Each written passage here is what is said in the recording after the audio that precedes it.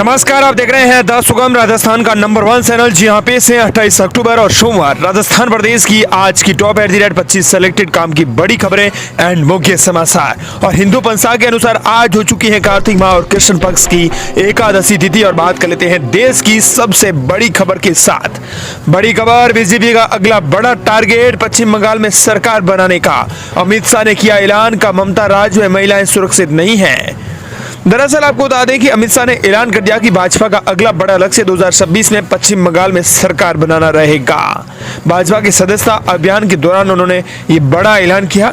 साथ ही आपको बता दें कि अमित शाह ने जोर दिया है कि भाजपा का ये बड़ा टारगेट रहेगा। उन्होंने बताया कि बंगाल में राज्य प्रायोजित घुसपैठ को रोकना होगा। बंगाल में भाजपा में शामिल होने का मतलब है राज्य को कम्युनिस्टों और ममता दीदी के कब्जे से मुक्त करने की मिशन में शामिल होना उनका बड़ा टारगेट रहेगा। ये एक सीमावर्ती राज्य है और जिस तरह से राज्य स्तर पर घुसपैठ का समर्थन किया जा रहा है उसका एक ही समाधान है 2026 में भाजपा की सरकार बनाने का।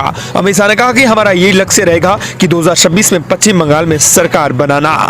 चलिए बात कर लेते हैं राजस्थान प्रदेश की आज की बड़ी खबरों की और शुरुआत करते हैं राजस्थान प्रदेश की आज की पहली बड़ी खबर के साथ।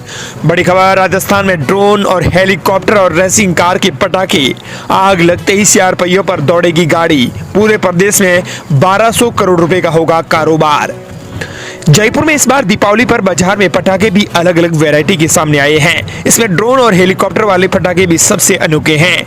ये ड्रोन और हेलीकॉप्टर की तरह हवा में उड़ते हुए नजर आएंगे। साथ ही कलरफुल बटरफ्लाई वाले पटाखों की डिमांड भी खूब है। इसके साथ रेसिंग कार भी है जो आग लगाते ही 4 पहियों पर दौड़ेगी। इनकी कीमत 15 रुपए से लेकर 20,000 तक है। कुल 10,000 तक की वैरायटी मौजूद है। राजस्थान में इस बार दीपावली पर लगभग 30,000 स्थायी और अस्थायी दुकानों पर पटाखों का 1200 करोड़ रुपए का कारोबार होने की संभावना है। अगली बड़ी खबर, नवंबर के दूसरे सप्ताह में जारी होगा रीट का नोटिफिकेशन। जनवरी में होगा एग्जाम।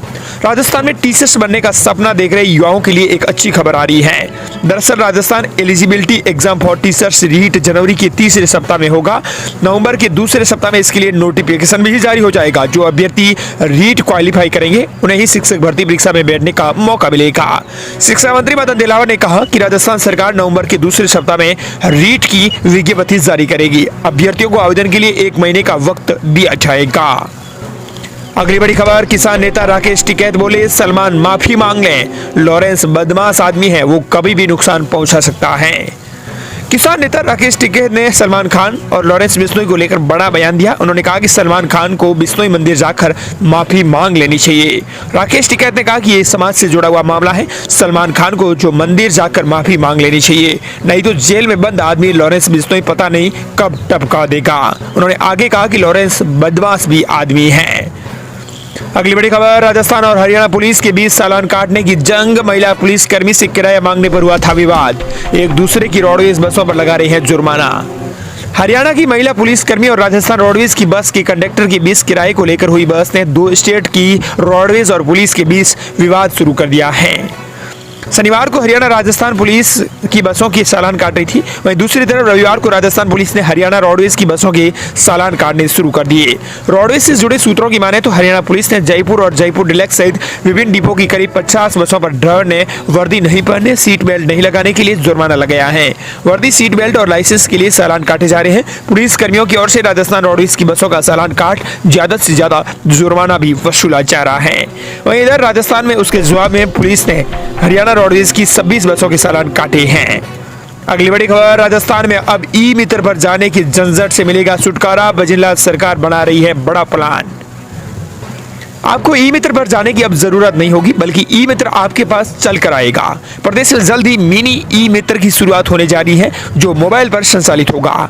राज्य सरकार इस नए कॉन्सेप्ट पर काम कर रही है। इसके तहत मोबाइल ई मित्र खोले जाएंगे। इसमें 600 में से वे सेवाएं उपलब्ध होगी जो मोबाइल पर आसानी से संचालित हो सकती है। इसके पीछे एक ही मकसद है कि ई मित्र पर दी जाने वाली सेवाएं लोगों के घर तक पहुंचे। साथ ही इससे ज्यादा से ज्यादा लोग रोजगार से भी जुड़ सकेंगे। सूचना प्रौद्योगिकी एवं संचार विभाग प्रायोगिक तौर पर इसका संचालन शुरू करने पर काम कर रहा है। जिसके पास जन आधार कार्ड होगा वही इससे जुड़ सकेगा। प्रस्तावित ड्राफ्ट के तहत ऐसे मिनी ई मित्र संचालन करता जिसका 1 महीने में शून्य ट्रांजैक्शन होगा, उसका लाइसेंस सस्पेंड कर दिया जाएगा। नए कॉन्सेप्ट में वे लोग जुड़ेंगे जिन्हें वास्तव में रोजगार की जरूरत हो और लोगों तक सुविधाएं पहुंचाने उनका काम हो। जुर्माना चुकाने के बाद ही लाइसेंस बहाल किया जाएगा। अगली बड़ी खबर, राजस्थान के सरकारी कर्मचारियों और पेंशनर्स को दिवाली गिफ्ट, डीए 3% तक बढ़ा तो सैलरी भी 2 दिन पहले आई। राज्य की गुजरात सरकार ने 8 लाख सरकारी कर्मचारियों को दिवाली के मौके पर 3% महंगाई भत्ता बढ़ाने की घोषणा की है। डीए की यह बढ़ोतरी 1 जुलाई से लागू होगी। साथ ही दीपावली बोनस का ऐलान भी कर दिया गया है, जिससे करीब 6 लाख कर्मचारी लाभान्वित होंगे। राज्य की गुजरात सरकार ने प्रदेश के 8 लाख कर्मचारियों को बड़ा दिवाली गिफ्ट दिया है। बढ़े हुए महंगाई भत्ते का फायदा कर्मचारियों को 1 जुलाई से दिया जाएगा। साथ ही आपको बता दें कि इस बार दीपावली से 2 दिन पहले ही उनके खाते में सैलरी आ गई है। अगली बड़ी खबर, घर बैठे मिलेगी रोडवेज की स्मार्ट सुविधा, ऐसे करना होगा आवेदन। दरअसल स्मार्ट कार्ड सुविधा एक बेहतरीन है। रोडवेज की बसों में स्मार्ट कार्ड के जरिए ही सफर करने वाले यात्रियों को अब घर बैठे कार्ड मिलेंगे। नया कार्ड बनवाने, डुप्लीकेट कार्ड बनवाने या रिन्यू कराने के लिए यात्रियों को अब बस स्टैंड तक की दौड़ नहीं लगानी पड़ेगी। रोडवेज की बसों में स्मार्ट कार्ड के जरिए सफर करने यात्रियों को अब घर बैठे ये कार्ड दिए जाएंगे। दरअसल आपको बता दें कि सभी प्रकार के कार्ड पर लागू होगा नया नियम। निगम की ओर से वर्तमान में 55 वर्गों में शामिल लोगों को विभिन्न कैटेगरी में बस यात्रा में छूट देने का प्रावधान है। यात्रा का लाभ लेने के लिए यात्रियों को निगम से RDFI स्मार्ट कार्ड बनवाना पड़ता है। इन कार्ड को ही अब ऑनलाइन प्रक्रिया के माध्यम से बनवाया जाएगा। इसके अलावा नियमित तौर पर रोडवेज बसों में यात्रा करने वालों को भी कार्ड बनवाने के लिए ऑनलाइन आवेदन करना पड़ेगा। अगली बड़ी खबर, गोवंश को अब नहीं कह सकेंगे आवारा, गोपालन विभाग ने जारी की गाइडलाइन, कहना होगा निराश्रित या बेसहारा। दरअसल राजस्थान में गोवंश को अब आवारा नहीं कहा जाएगा।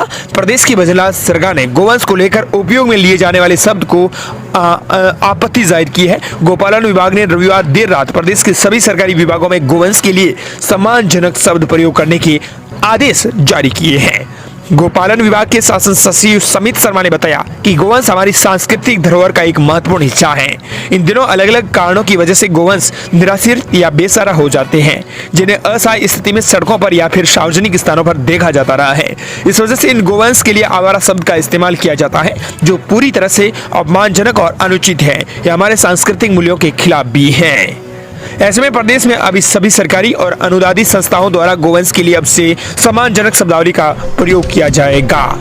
अगली बड़ी खबर, त्योहारों पर ट्रेनों में बड़ा यात्री भार, रेलवे की ओर से 47 स्पेशल ट्रेनों का संचालन।